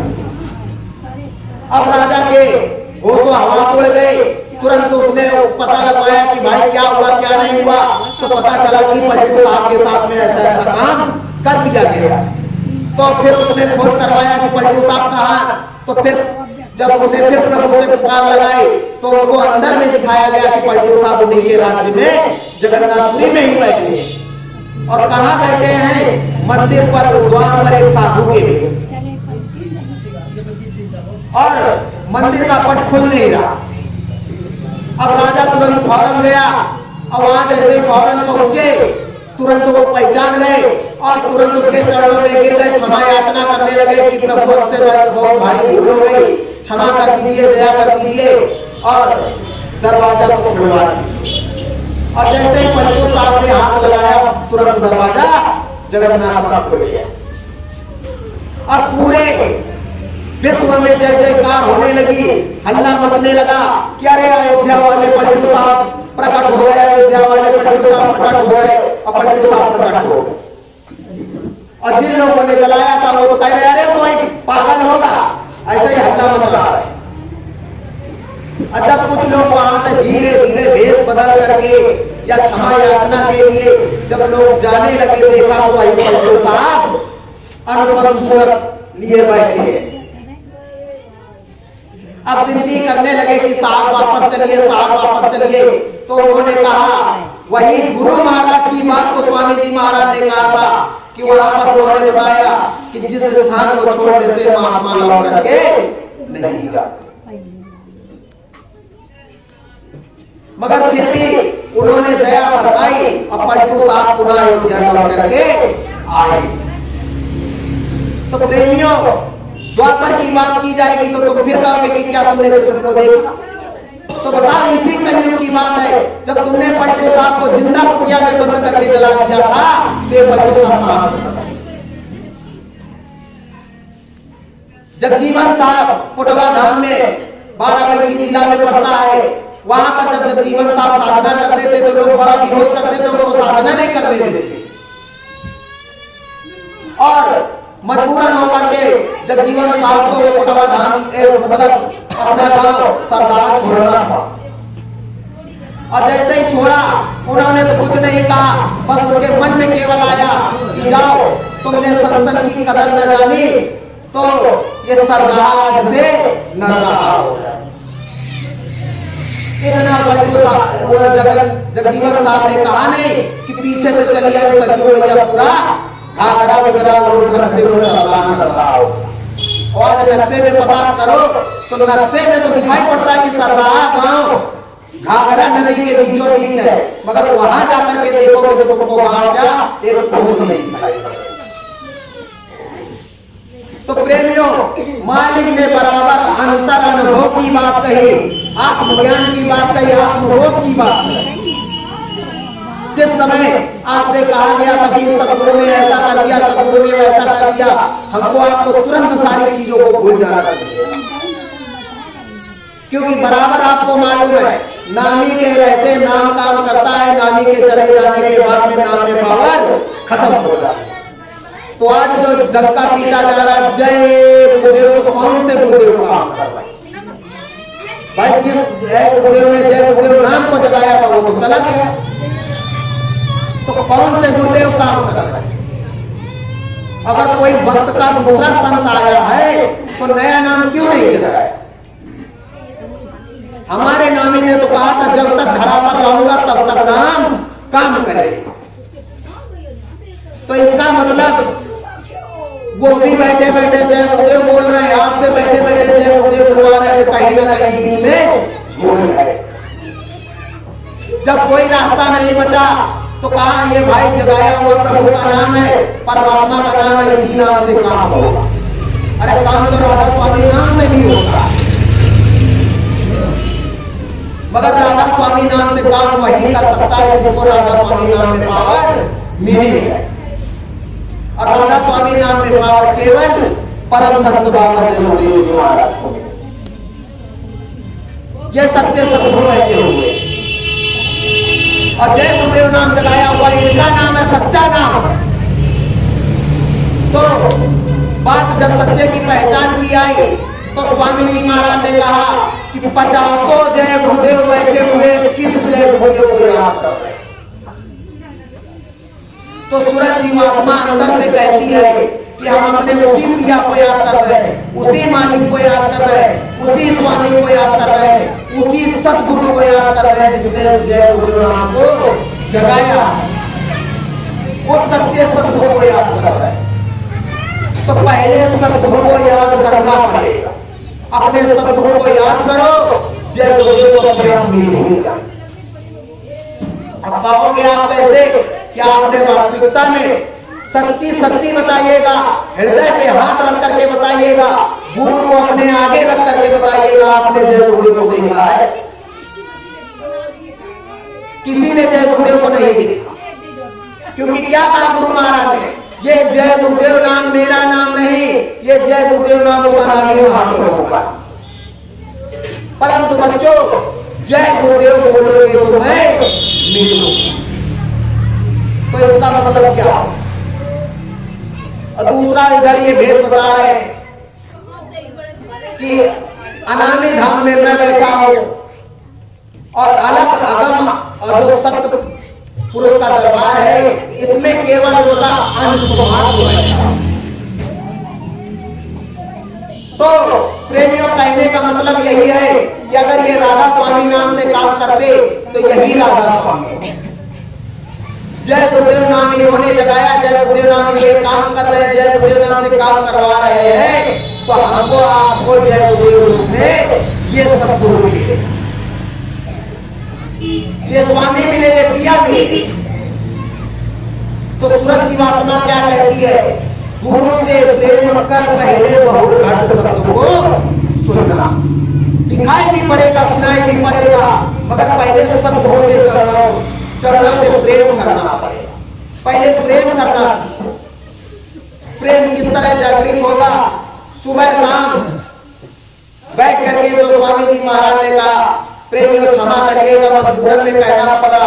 हमारे सदगुरु 22 घंटे साधना करते, मगर हमसे आपसे 2 घंटा भी बैठना मुश्किल होगा। और बात करते हैं कि हम इतने पुराने हैं, हमको कोई क्या बताएगा, क्या समझाएगा। अगर स्वामी ना होता, पिया ना होता, प्रभु ना होता, तो इतनी बड़ी बड़ी आफतों से, आंधियों से कोई बचाने वाला माई का लाल नहीं है। क्योंकि गुरु महाराज ने परीक्षा का जब दूसरा घेर फंसाया तो लोगों ने पहले ही हाथ खड़े कर दिया, भैया हमारे बस की बात नहीं है, अपने अपने घरों में ही रहना, यहाँ आश्रम में आने की जरूरत नहीं। लॉकडाउन खुला नहीं, लगा ताता चिल्लाने, आ जाओ झोली भरते जाओ।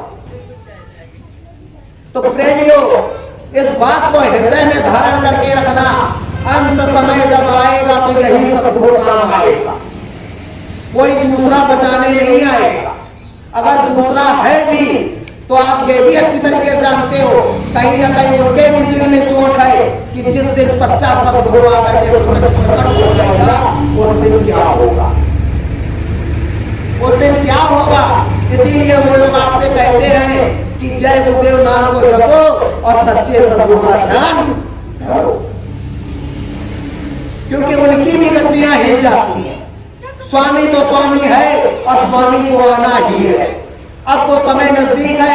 अभी तक हम चिल्लाते थे कि कलयुग जाने वाला है, सतयुग आने वाला है और विश्व युद्ध होने वाला है कि क्या होने वाला है, मगर अब आप देखिए विश्व युद्ध की शुरुआत हो चुकी, लड़ाइयां छिड़ चुकी हैं। और जहां कारण की बात थी, प्रेमियों इस पॉइंट को याद रखना कि सदगुरु ने कहा था कि त्रेता युग में भी विश्व युद्ध का कारण भारतवर्ष था, द्वापर में विश्व युद्ध का कारण भारतवर्ष था, तो इस कलयुग में भी विश्व युद्ध का कारण भारतवर्ष को बनना होगा। और इसी 19 तारीख की बात है, विश्व युद्ध का कारण बन चुका, कारण बन चुका। जो जो सतगुरु ने कहा है सब सामने आएगा। हमको आपको धैर्य बना करके रखना है, धीरज का बांध बना करके रखना, क्योंकि गुरु महाराज ने कहा था कि धीरज का बांध टूटने मत देना। क्योंकि कभी कभी ऐसा होता है कि आपसे कह दिया गया कि जाओ इस ढेर में हीरा लगा हुआ है तो खुदाई कर लो, आपको हीरा मिल जाएगा। अब ये तो वही जानता है कि कितनी गहराई में है जिसने बताया। तो हम लोग क्या करते हैं कि फ्री का चाहिए, तो ऊपर ऊपर खोद के देखा, कहा 10 फुट खोद डाला, नहीं मिला, कहा यहाँ कहाँ मिलेगा, और जिसने 20 फुट की खुदाई की उसको मिल गया। तो जब जीवन साहब जो है प्रेमियों, वो नाम दान कैसे देते थे, उनके यहाँ धाम पे सरोवर मतलब तालाब। अब कई बीघे का कुछ पता नहीं।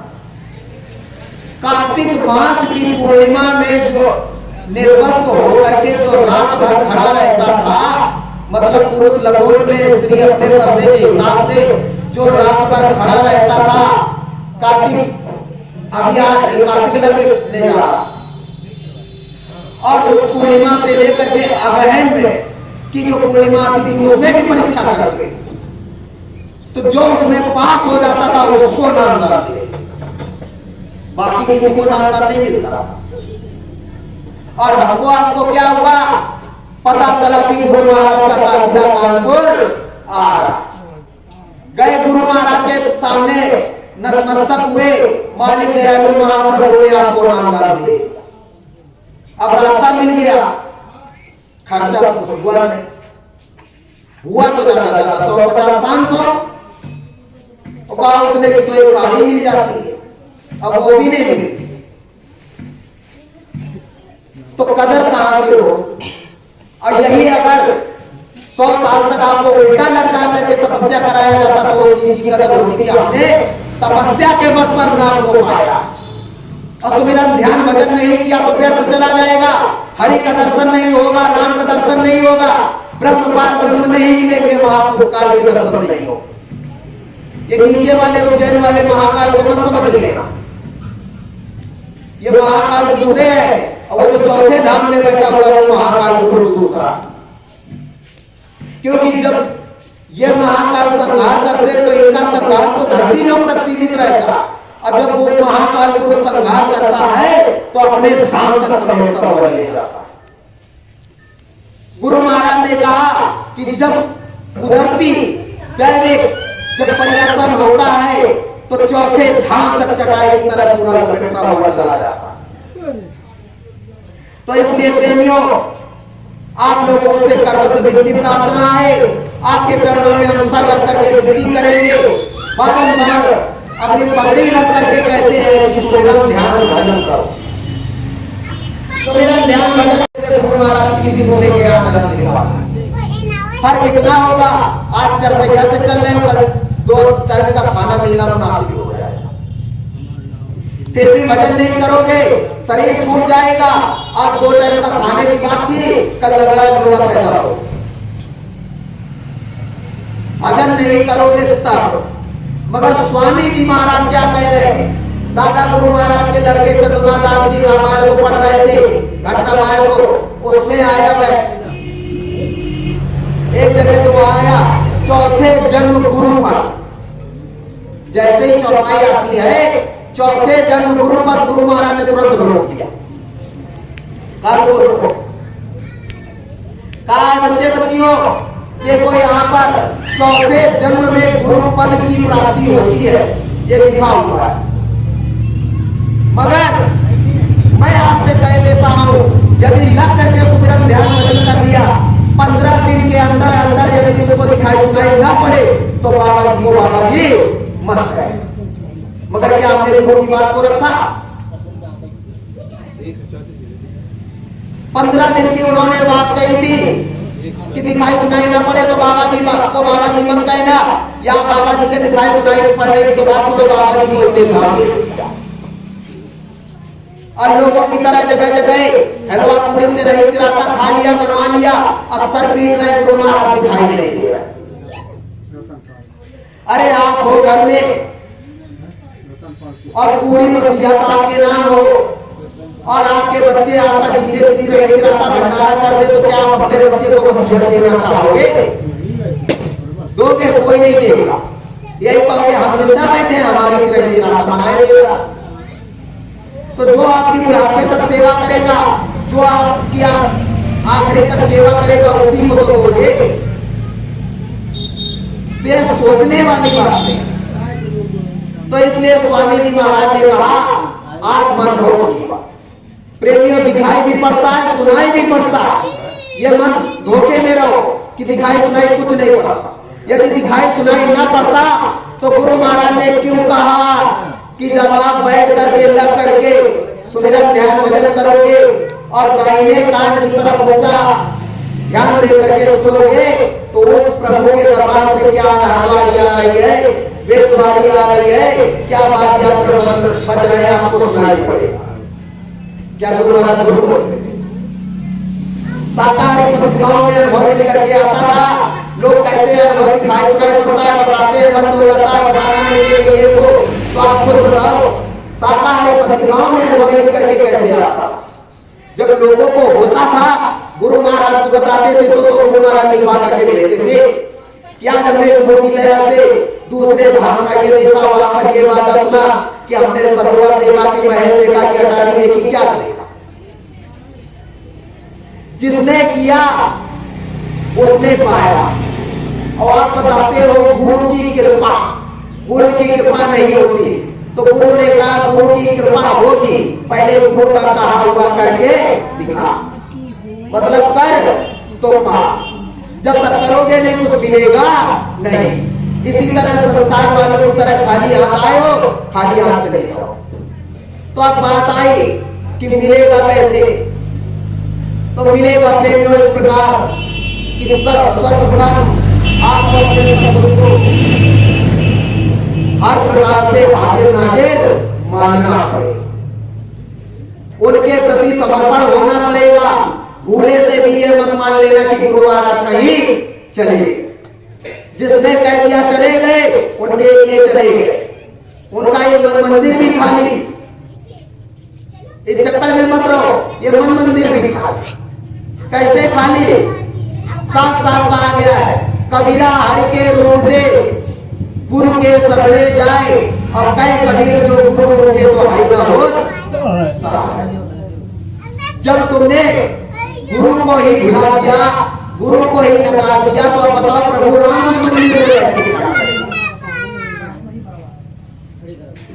तो हमको आपको सर्वप्रथम अपने सदगुरु को हाथ उठा से हाजिर नाजिर मानना है, और हाजिर नाजिर मान करके पूर्ण भाव समर्पण से मालिक से विनती प्रार्थना करना है कि हे मालिक, आपने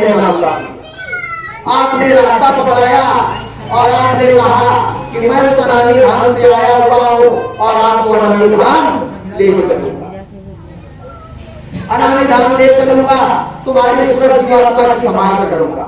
तो हे सदगुरु, हे दयाल, हे स्वामी, हे मालिक, जो भी आप कह सको, जो आप उनको मांगे, मगर बाबा मत है। जो बाबा कहोगे तो बाबा के पास झोली में केवल भगवती के अलावा कुछ नहीं होता। कोई भी बाबा जा रहा हो, उनको प्रणाम करो, उनके झोली में जो भगवती प्रसाद होगा आपको दे देंगे। और जो सदगुरु स्वामी या सर्वेश्वर मान लिया तो सब कुछ तुम्हारा हो जाएगा। ऐसे नहीं उनको सर्वेश्वर कहेंगे, सर्वेश्वर ही सब कुछ दे सकता। तो मालिक से विनती प्रार्थना करो और कहो कि हे सदगुरु दयाल, हम आपकी शरण में आए हैं, आपने रास्ता दिया, आपने रास्ता पकड़ाया, तुम्हारे नाम के अलावा किसी दूसरे को नहीं जान।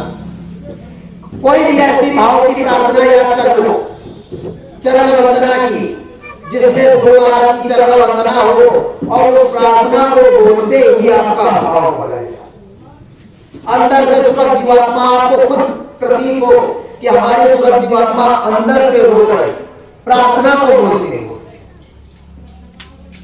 और गुरु महाराज से विनती प्रार्थना करके जो रास्ता आपने आपको गुरु महाराज ने बताया, सदगुरु ने करके आप सुमिरन ध्यान भजन करना शुरू कर दो, और देखो आपको 15 दिन के अंदर दिखाई सुनाई पड़ता है कि नहीं पड़ता। कुछ नहीं बदलना, केवल अपने सदगुरु को याद करना, क्योंकि जब तक सदगुरु मिलेंगे नहीं, देखो मैं फिर बार-बार कह रहा हूं, जब तक ये सदगुरु मिलेगा नहीं तब तक कुछ होने वाला है। पहले सदगुरु मिलेंगे तब वो प्रभु मिलेंगे।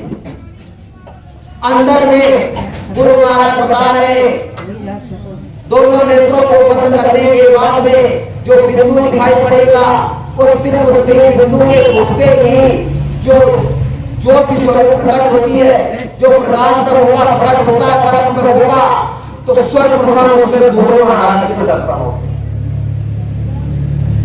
सर्वप्रथम गुरु महाराज के दर्शन होंगे, उसके बाद प्रभु राम के दर्शन होंगे। तो बताओ, जब सदगुरु को याद करोगे इन्हें, तो प्रभु राम कहां से मिल जाए? और ये संसार वाले, दुनिया वाले कहते हैं, अरे जय गुरुदेव वालों को तो राम से कोई मतलब है नहीं, देवी देवताओं से मतलब नहीं। अरे भैया, हमारे सदगुरु ने ऐसा दुर्लभ रास्ता बता रखा है कि ये किसी को नसीब भी नहीं होता। और इस रास्ते पे चलने पर प्रभु राम के भी दर्शन होते हैं, माता महाशक्ति के भी दर्शन होते हैं, ब्रह्मपाल ब्रह्म के भी दर्शन होते हैं। तो ब्रह्मांड की बात छोड़, होंगे मगर करके तो देखो। अब आप सोचते हो, गुरु महाराज ने कहा था बच्चों सुबह शाम सुमिरन ध्यान भजन करते रहना और अपना काम करते रहना, का फिर काल शाम के 6 बज जाएंगे, का क्या कर रहा है, का सानी चारा करना।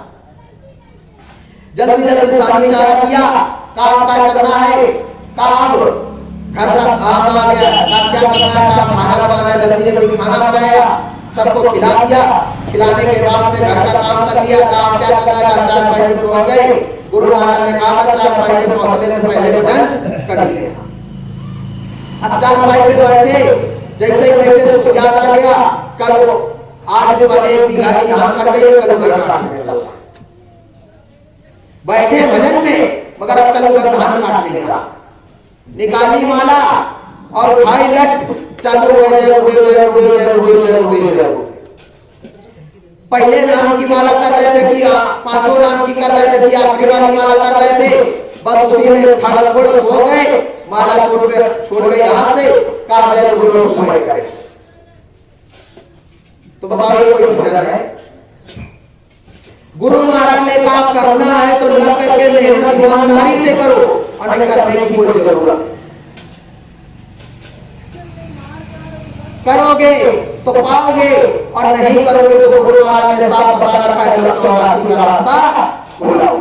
जाने अनजाने में जीव की गलतियां गुरु बारंबार माफ करते हैं, मगर जानबूझ के की गई गलती की कोई माफी नहीं हो। प्रेमियों अंतर होता है गुरु महाराज के आशीर्वाद से, गुरु महाराज की दुआ से। जब सन 2012 की लीला खेली गुरु महाराज ने, जब लोगों ने गुरु महाराज को असमर्थ घोषित कर दिया कि अब ये चले गए, उनसे कुछ नहीं होने वाला, ये नए आ गए, ये काम करेंगे और ये वो करेंगे तो भला वो करेंगे, तो गुरु महाराज ने कहा है 50 बन जाए। तो पहचान कैसे होती? हम अपने सदगुरु को याद करते कि ना करते किसको करते किसको ना करते। तो गुरु की महिमा गुरु महाराज ने कहा अपने सदगुरु को याद।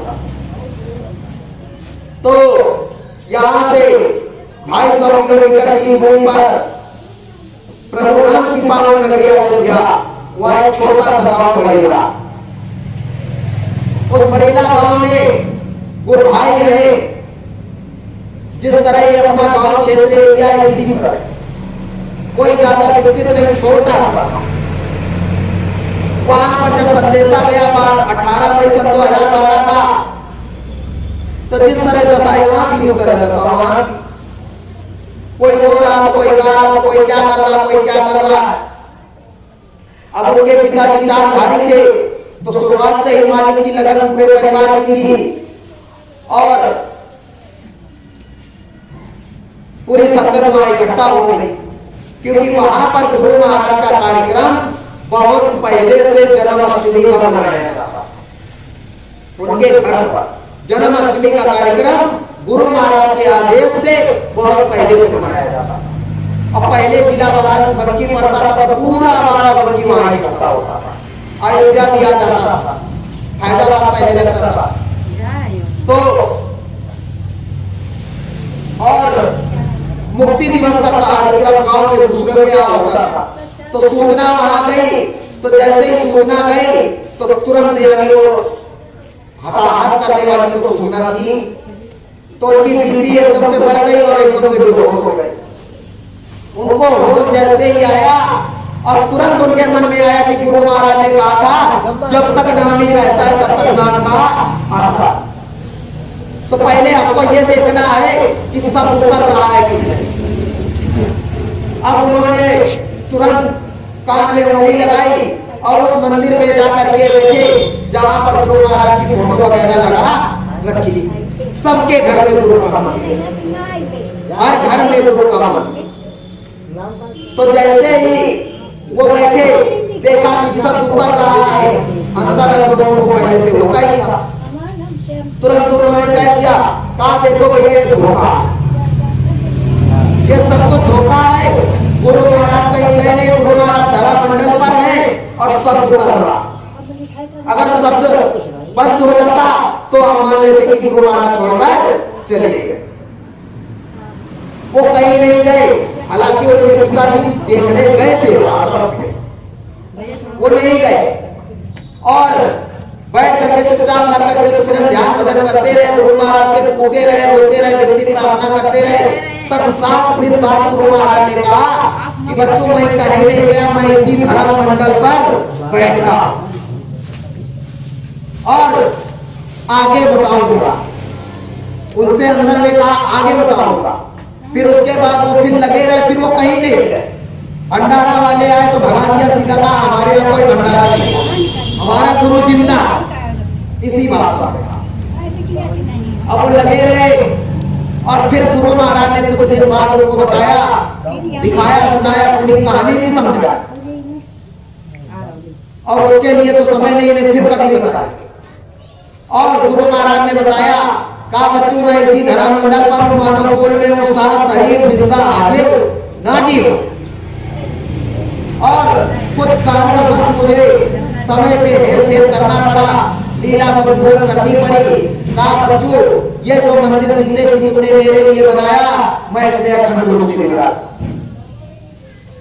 मुझे खोजता हुआ जो कोई भी आएगा 3 बार सच्चे मन से सुमिरन ध्यान भजन करेगा, उसको पूरा पूरा दिखाई पड़ेगा, सुनाई पड़ेगा, अंतरानुभव भी होगा।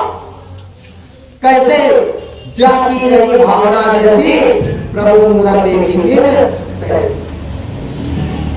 तब से वो कहीं नहीं गए और बराबर सुमिरन ध्यान भजन में लगे हुए हैं। सबको एक ही बात बता रहे कि सदगुरु जय गुरुदेव अपने स्वामी से, अपने पिया से, अपने मालिक से लगन लगाओ और साधन भजन करो।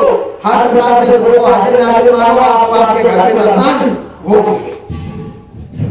पहले लग करके अपने घर पर परीक्षा करो, और ना हो तो एक बार उस जगह पर जाकर के दर्शन करो, पूरा पूरा अंदर अनुभव होगा। दिखाई भी पड़ेगा, सुनाई भी पड़ेगा। प्रेमियों से बात में वहां पर कोई नहीं, सब विरोध करते हैं। जितने लोग हैं आज ये बैठे हुए जगह जगह, ये खुला खुला विरोध करते हैं कि अरे कहीं दिखाई पड़ता है, कहीं सुनाई पड़ता है। हम तो टारधारी इतने साल से हो गए, आज तक हमको दिखाई नहीं पड़ा। अरे तो जब तुमने लग करके गुरु की सेवा की होती तो तुमको दिखाई पड़ेगा। और यहाँ जो कल के बच्चे हैं, उनको गुरु का पूरा पूरा दर्शन होगा। गुरु महाराज संकेत भी दे रहे हैं। अभी डॉक्टर साहब गए थे वहां पर, लोगों से 9 दिन का साधना शिविर था, मगर ये 3-4 दिन के लिए जा पाए थे। और वहां पर साधना में जब बैठे, एक साथ लोगों से जब पूछा गया और लोगों ने जो अपना अपना अनुभव बताया, तो लोग केवल आंख खोल के देखते रहे कि 60 साल से लोग चिल्ला रहे थे, हमको अंतर अनुभव नहीं हुआ। और वहां गए तो कोई कहेगा हमको गुरु के इस प्रकार दर्शन हुए। हमको गुरु महाराज ने कहा कि बच्चों, तुम्हारे घर में ये दिक्कत है, तुम जा करके ये काम कर लेना और तुम्हारा काम हो जाएगा। तो कहने का मतलब 60 साल से जो काम नहीं हुआ, गुरु के दर्शन 10 साल से बाहर से नहीं हो रहे थे, अंदर में गुरु महाराज मिल करके बता रहे कि बच्चों ये काम कर लेना, अब तुम्हारा काम हो जाएगा, तुम कर्मा जीत जाओ। तो बताओ कितनी बड़ी बात। फिर भी यदि न मानो कि गुरु जिंदा आगे आगे, गुरु हर प्रकार से समर्थ है, तो उसके लिए कोई दूसरा रास्ता नहीं। तो प्रेमियों, समय बहुत कम है और आगे बहुत बड़ा परिवर्तन भी होने जा रहा है। सतयुग जी महाराज धराधाम पर आ चुके हैं। हम आप चिल्लाते तो हैं कि कलयुग जाएगा, सतयुग आएगा। तो प्रेमियों, छोटी सी बात में समझ लो कि जब आपके घर में रिश्तेदार आते हैं, मेहमान आते हैं, तो घर की कितनी साफ सफाई करते हैं? पूरा घर साफ सफाई हो जाती है कि नहीं हो जाती? कि आज हमारे घर में रिश्तेदार आ रहे हैं और फिर तुम सतयुग जी महाराज को बुला रहे हो, उनके बैठने के लिए व्यवस्था बनाई, काम भी कराओ। तो वो जो छोटा सा मंदिर गुरु महाराज का बनाया था, तो सतयुग जी महाराज का उसी धराधाम पर आए और वहां से धाम बुढ़ेला की धरती पे आने के बाद में वो नैनीताल गए। सन 2012 की बात है, गुरु पूर्णिमा, और कहा कि अब नैनीताल से सफाई का काम करूंगा और पाप मुक्त मैं पूरी धरती को करके राम राज्य स्थापित करूंगा। राजा सतयुग जी महाराज होंगे, गुरु महाराज का कोई लेना देना। तो यदि जो लोग ये भावना भी देते हैं कि गुरु महाराज बात करेंगे कि गुरु महाराज का ये है कि वो है कि कौन नेता तो कौन क्या, तो किसी की बात पे विश्वास मत करना। अपने सदगुरु को याद करना। सतयुग जी महाराज आ चुके हैं, बस काम होना बाकी है कि इधर कलयुग महाराज जो है इनकी सेना खड़ी है, उधर सतयुग महाराज की सेना। कलयुग महाराज की सेना बुराई करने वालों के साथ में खड़ी, गुरु को धोखा देने वालों के साथ में खड़ी, और सतयुग जी महाराज की सेना सच्चे सतगुरु के साथ में खड़ी। लड़ाई कलयुग और सतयुग की होगी, और गुरु महाराज ने कहा कलयुग और सतयुग की लड़ाई जो होगी कि उसी टक्कर में 20 करोड़ लोगों को मारा गया हो जाएगा। तो ये कलयुग और सतयुग की लड़ाई की बात कही गुरु महाराज ने, मगर एक छोटा सा ट्रेलर भगवान के दरबार से निकला नहीं कि पता लग रहा है लाखों का महाराज एक नहीं है। तो प्रेमियों, सब काम होगा देवी में किसी बात की है, बस देवी इसी चीज की है कि गुरु महाराज प्रत्यक्ष प्रकट होने वाले हैं। कब होंगे, कैसे होंगे, समय अनुसार होंगे, जो उन्होंने निर्धारित किया है, और वो आएंगे अपना सारा काम करेंगे। आने से पहले वो आपको बताएंगे कि बच्चों मैं आ गया या आने वाला। उसके लिए आपको इंतजार करना पड़ेगा, बनना पड़ेगा। अब पाओगे कि कैसे गुरु महाराज ने कहा कोई बात होने वाली होगी और मैं कुछ कहूंगा तो कैसे सुनो। कान में तो चूचा और रेंगता नहीं, शब्द पकड़ते नहीं, और मैं कुछ बोलूंगा तो कैसे सुनाई पड़ेगा। अरे तो कम से कम अपने आप को आप लोग इतना साध दे कि ना भजन बनता हो, ना भजन में दिखाई पड़े, तो रात में जब सो जाए गुरु महाराज से व्यक्ति प्रार्थना करे और सो जाए कि हे सतगुरु स्वामी जो कुछ भी करते रहिए और अपने चरणों में लगाए रहिए। देखो रात में गुरु महाराज सबने पूरी बात बताई है। उससे बड़ा प्रमाण चाहिए। शाम को जब सोने जाना, आपको कहीं कोई जल्दी हो, कोई अलार्म मत लगाना, किसी से कुछ मत कहना, इतना कह देना कि सतगुरु मालिक हमको फला टाइम कितने समय जगा दीजिएगा। अपने गुरु से कह के देना कि मालिक हमको सुबह कितनी बजे जगा देना, और ना अलार्म लगाना, ना किसी से कुछ कहना। देखो गुरु महाराज उतने ही समय आगे पीछे आके जगाते हैं, नहीं जगा। किस प्रकार से प्रभाव दिया। तो इसलिए प्रेमियों, आप लोग लग करके अपने घरों में उसके ध्यान में करो, और अंतर अनुभव की बात है, परीक्षा करके देखो, क्योंकि जब तक अंतर अनुभव होगा नहीं कोई काम बनेगा। आपको अनुभव होने लगेगा तब तो छाती पीट कर किसी के सामने कह सकते हो कि हमारा गुरु हमारा आपको दिखाई पड़ता है, हम बताओ पढ़ेगा क्यों मनाते। और ये डॉक्टर साहब हमारे आपके बीच में हैं, किसी भी बात को आपको पूछना हो कि वहां गए तो कैसे क्या होता है क्या नहीं होता, कोई दूसरा गुरु की दूसरा नाम है क्या, सारी सवाल इनसे आप करिए। और यही हम अपनी वाणी को विराम देते हैं। और आगामी कार्यक्रम, आगे जो कार्यक्रम होने वाला है, गुरु दादा महाराज के पावन जन्म दिवस का कार्यक्रम अगले सुदी दशमी को जो मनाया जाता है, 20 से 24 दिसंबर तक धाम बड़ेला की पावन धरती पर मनाया जाएगा। आध्यात्मिक अंतर अनुभव के लिए और उस मालिक का आत्मज्ञान आत्मबोध प्राप्त करने के लिए आप सभी लोग आमंत्रित हैं। वहाँ आपको कुछ नहीं करना, केवल आपको वहाँ जाना है। आप अपनी व्यवस्था जुटा करके जाओ, बिस्तर आपके पास होना चाहिए, भोजन भंडारा चलता ही है, लेट करने की कोई दिक्कत।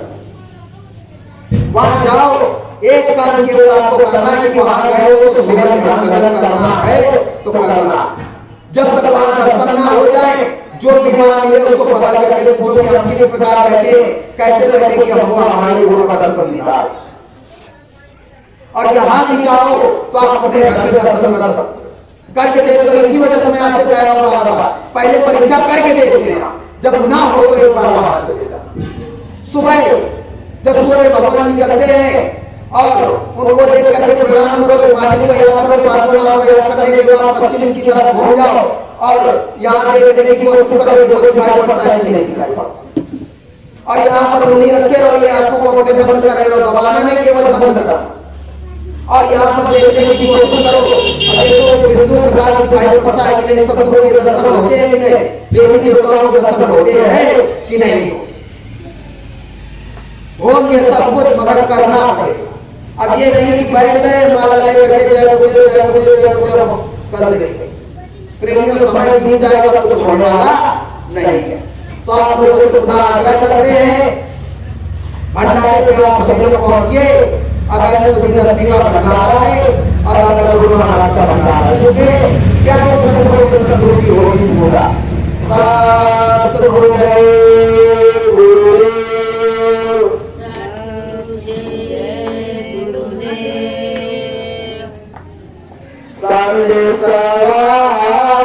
सतगुरु ने भिजवायो।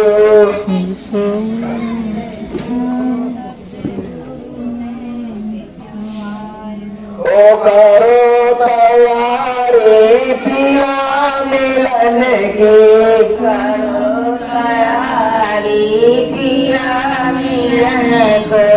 सुन हरि देखो आयो, सुमिरन देखो आयो। संदेशवा सतगुरु ने भिजवायो। संदेशवा सतगुरु ने भिजवायो। ध्यान भजन कर अंतर मन में, ज्ञान भजन करके साची पूजा। स्वामी मेरा गान लगायो। स्वामी के लगन लगायो। संदेशवा सतगुरु ने भिजवायो। संदेशवा सतगुरु ने भिजवायो। घाट पर बैठे धनी मौत से, घाट पे बैठे धनी मौत थे। मंगल गीत को गायो। मंगल गीत को गायो। संदेशवा सतगुरु ने भिजवायो। संदेशवा सतगुरु ने भिजवायो। हंसा तू पछताना न बिल्कुल, हंसा तू पछताना न बिल्कुल। स्वामी देखो आयो। स्वामी देखो आयो। संदेशवा सतगुरु ने भिजवायो। संदेशवा सतगुरु ने भिजवायो। चहु दिशा में राम राज हो, चहुँ दिशा में राम राज हो। स्वामी अपन बनायो। स्वामी अपन बनायो। संदेशवा सतगुरु ने भिजवायो। संदेशवा सतगुरु ने भिजवायो। करो आराधना नाम की साची, करो रजना नाम की साची। नाम अमोलक पायो। नाम अमोलक पायो। संदेशवा सतगुरु ने भिजवायो। संदेशवा सतगुरु ने भिजवायो। साचे सतगुरु से रोज मिलन हो, साचे सतगुरु से रोज मिलन हो। ऐसा जतन बतायो। जतन बतायो। संदेशवा सतगुरु ने भिजवायो। संदेशवा सतगुरु ने भिजवायो। शरण वंदना स्वामी की, चरण वंदना स्वामी की। जिसने नाम जगायो। जिसने नाम जगायो। संदेशवा सतगुरु ने भिजवायो। संदेशवा सतगुरु ने भिजवायो। साची वंदना मन मंदिर में, आची वंदना मन मंदिर में। स्वामी से लगन लगाओ। स्वामी से लगन लगाओ। संदेशवा सतगुरु ने भिजवायो। संदेशवा सतगुरु ने रिझवायो स्वामी मालिक जन्म के संगी स्वामी मालिक जन्म के संगी नाम वेद बतलायो नाम वेद बतलायो संदेशवा सतगुरु ने भिजवायो संदेशवा सतगुरु ने रिझवायो आवे आवे सतगुरु नामी आवे आवे सतगुरु नामी सतगुरु जय गुरुदेव नामी सतगुरु जय गुरुदेव नामी मन मंदिर में बिठायो मन मंदिर में बिठायो संदेशवा सतगुरु ने भिजवायो संदेशवा सतगुरु ने भिजवायो ऐसे सतगुरु की चढ़ाए वंदना ऐसे सतगुरु की चरण वंदना मन मंदिर से गायो मन मंदिर से गायो संदेशवा सतगुरु ने भिजवायो संदेशवा सतगुरु से भिजवायो संदेशवा सतगुरु ने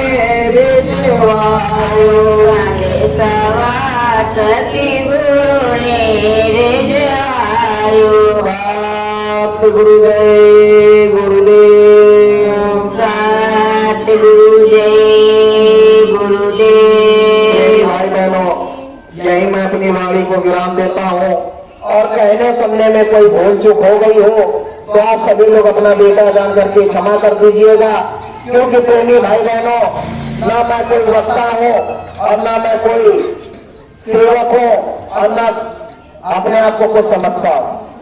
जो भी सदगुरु की तरह मेहर हुई, जो मालिक ने अंदर में बताया समझाया, सन 2012 के बाद दिखाया सुनाया, तो उस मालिक के अंतर भेद के बल के भरोसे पर मैं अपने सदगुरु को बराबर छाती ठोक करके भी कहता हूँ कि मेरे सदगुरु जी भी भाग्य नादिर है, अंदर में मिलते हैं और हम उन्हीं के सारे आखिरी समय तक उनका इंतजार करेंगे। किसी के पास हमको जाने की जरूरत नहीं, हमारा सच्चा सदगुरु हाजिर नाजिर है। सतगुरु जय गुरुदेव सतगुरु जय